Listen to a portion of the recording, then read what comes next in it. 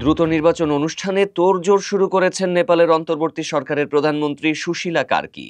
দাবি করেছেন ৬ মাসের মধ্যে সুষ্ঠু নির্বাচন আয়োজন করে ক্ষমতা ছাড়তে চান তিনি।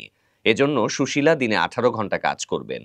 বিবিসি নেপালিকে দেয়া এক সাক্ষাৎকারে সুশীলা ওইসব কথা বলেন।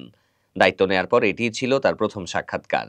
এক প্রশ্নের জবাবে সুশীলা বলেন, আপনি জানেন যে সাধারণ মানুষের দিক থেকে কতটা চাপের মুখে এই সরকার গঠিত হয়েছে।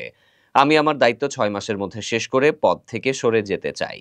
আগামী কয়েকদিনে নির্বাচন কমিশনকে সক্রিয় করে তুলব আমরা। প্রথমত ভোটার তালিকা প্রস্তুত করতে হবে। একটা পুরনো ভোটার তালিকা আছে তাদের, কিন্তু সেটা হালনাগাদ করতে হবে।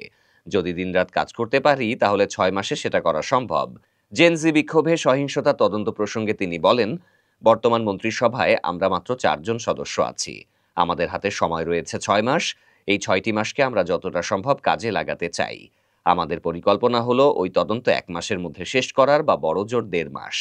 বিভিন্ন ক্ষেত্রে ৩ জন বিশেষজ্ঞকে দিয়ে সেই তদন্ত চালানো হবে।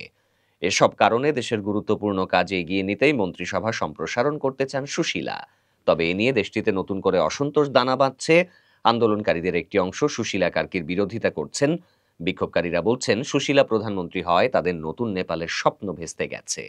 এর জবাবে সুশীলা বলেন, হয়তো আমরা সব দাবি পূরণ করতে পারবো না, কিন্তু আমরা সর্বাত্মকভাবে চেষ্টা করব। কিছু অপূর্ণ থেকে গেলে পরবর্তী সরকার তা পূরণ করবে।